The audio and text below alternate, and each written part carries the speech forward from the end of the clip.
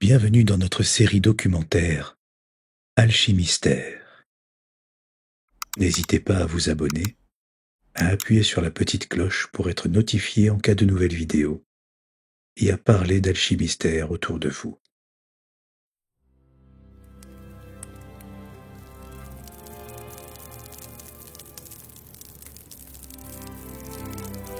Au cœur du silence sacré où s'élabore le grand œuvre, une lettre veille. Non par éclat ni par mouvement, mais par sa forme stable, fermée sur elle-même. Comme une arche invisible soutenant le temple de l'âme. Voici sa mère, la 15e lettre de l'alphabet hébraïque. Celle que les kabbalistes nomment le soutien, le pilier, le bouclier.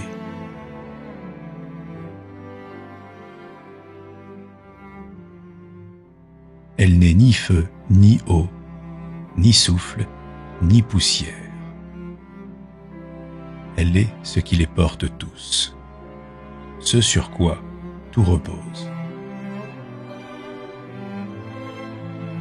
Dans la sagesse antique, sa mère est liée au signe du Sagittaire, le centaure qui bande son arc vers l'infini. Elle est la flèche, mais surtout la tension qui la soutient. Car que vaut l'élan sans l'équilibre? Que vaut l'élixir sans la coupe qui le contient? Sa mère est cette coupe. Elle est le cercle qui contient la lumière sans l'éteindre. Elle est l'arc du ciel après la tempête, le signe de l'alliance. Dans la Kabbale, chaque lettre est un monde.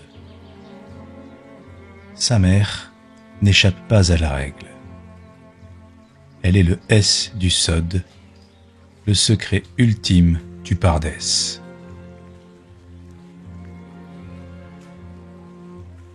Comme nous l'avons vu dans nos précédents épisodes, dans la Kabbale, le Pardès est ce jardin mystique où se déploient les niveaux de lecture, du plus épais au plus subtil.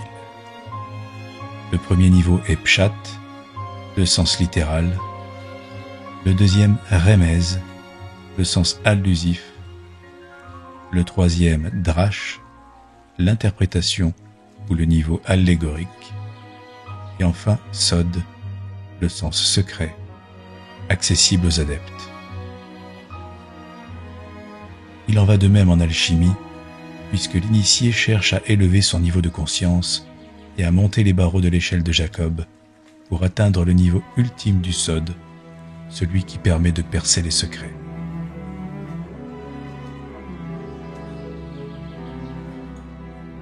Et dans cette quête du sacré, le secret, Sod, commence justement par la lettre Samer, le pilier.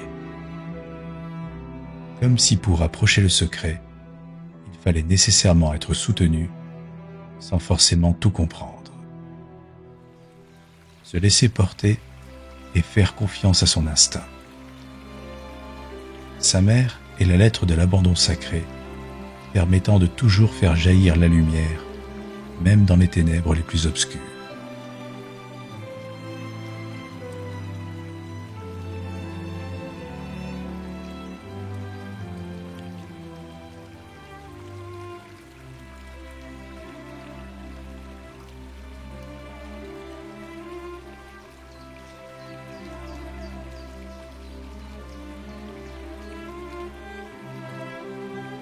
Dans l'écriture phénicienne, Samer s'écrivait avec la forme d'un squelette, évoquant la colonne vertébrale qui soutient le poids du corps et lui permet de se redresser.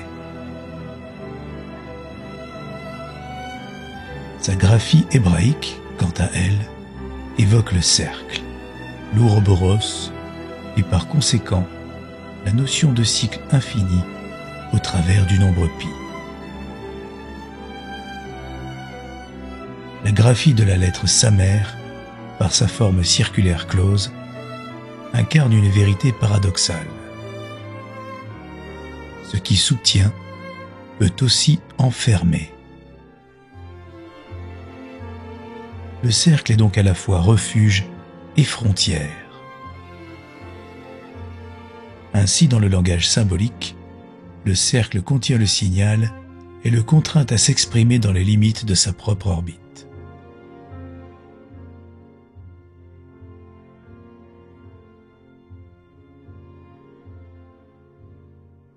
C'est là que l'alchimie offre un éclairage sublime.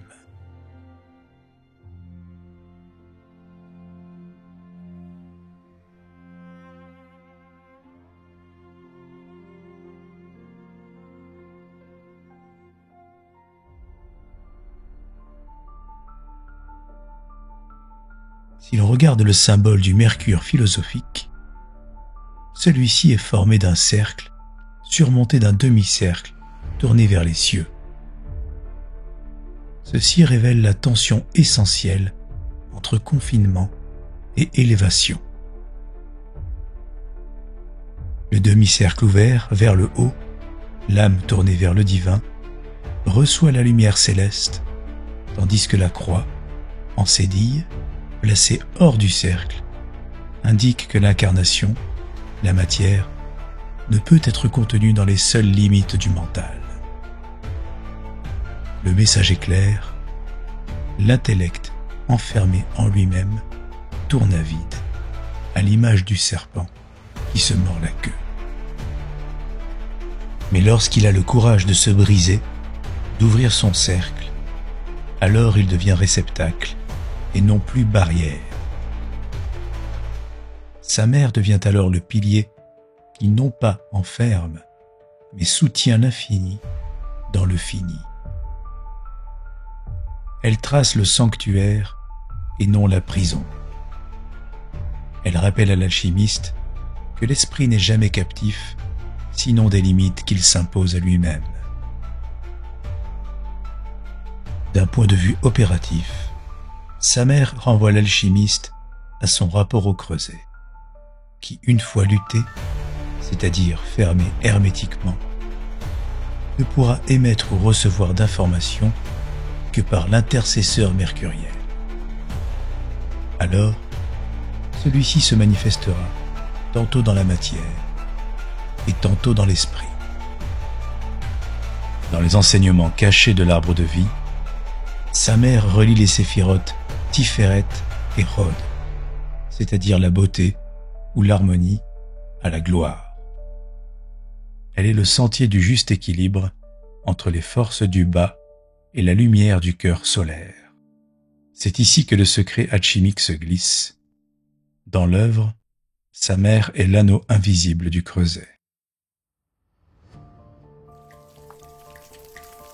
Dans la voie humide, on le retrouve dans le cercle du bain-marie, où la chaleur douce et constante accompagne les métamorphoses sans brûler, ou encore au feu de roue, comme disaient les anciens. Dans la voie sèche, c'est la force du réacteur stable, ce point d'équilibre dans le four où le chaos ne peut plus déborder.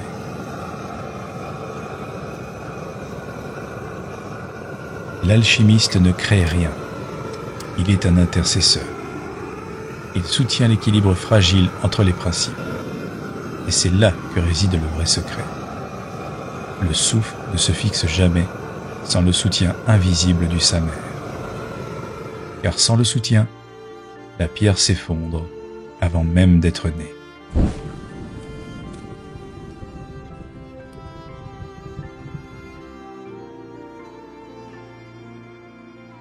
Le Zohar enseigne que sa mère n'est jamais tombée car elle soutient tout ce qui chute. Elle est la miséricorde en action. Elle n'a pas besoin d'être vue, elle est là, toujours, dans l'ombre de notre marche. C'est pourquoi sa valeur numérique est 60 en gématrie. C'est le symbole de la plénitude dans la tradition hébraïque. 60 degrés d'arc, un sixième du cercle. Sa mère est un sixième du tout. Et pourtant, sans elle, tout s'écroule.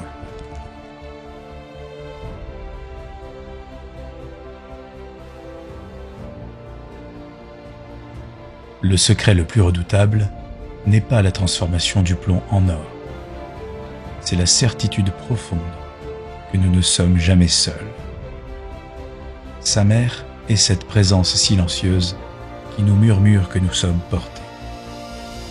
Elle est ce bras invisible qui nous relève quand nous tombons, cette inspiration qui vient quand tout semblait stérile, ce refuge où notre cœur blessé retrouve le goût du chant.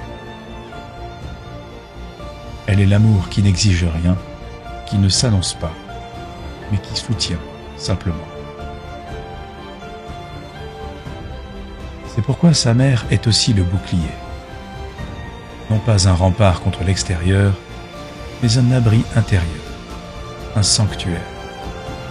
Elle nous invite à faire une halte, à déposer les armes, à poser la pierre philosophale en nous, non comme un but, mais comme un centre.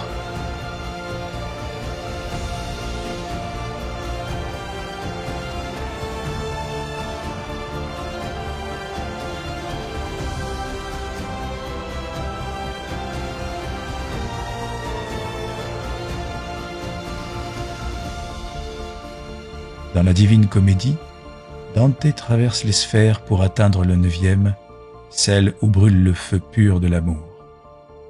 Mais ce n'est qu'en passant par le cercle, par ce pilier de lumière, qu'il peut s'approcher de la béatitude. Sa mère est cette étape, le soutien, le cercle, le bouclier, le nid d'or au centre du tumulte. Elle nous apprend à ne plus chuter, et c'est là, peut-être, le plus grand des secrets de l'œuvre. Prenez le temps de vous poser, de vous souvenir que vous êtes porté par une force douce, ancienne, qui connaît chacun de vos pas. Sa mère veille sur vous. À très bientôt pour la suite du grand œuvre. Et bon chemin à tous.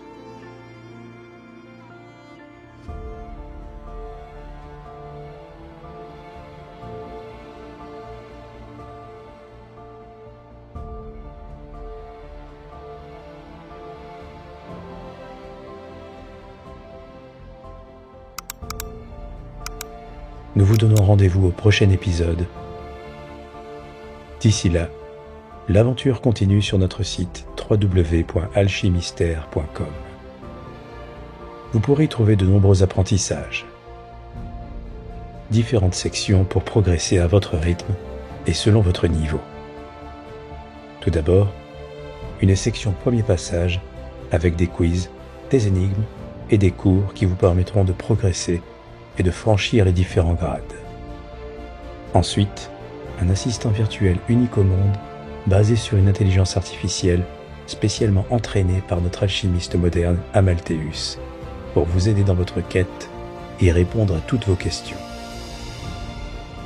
Vous y trouverez également une section alchimie spéculative, riche de nombreux travaux sur et autour de l'alchimie, une section laboratoire qui propose des modes opératoires uniques, concoctés spécialement pour vous. Enfin, une bibliothèque alchimique qui regroupe l'essentiel des ouvrages de référence qui vous permettront de commencer ou de lire et de relire pour pouvoir ensuite prier, travailler et trouver la pierre cachée. Merci pour votre fidélité et bon chemin à tous.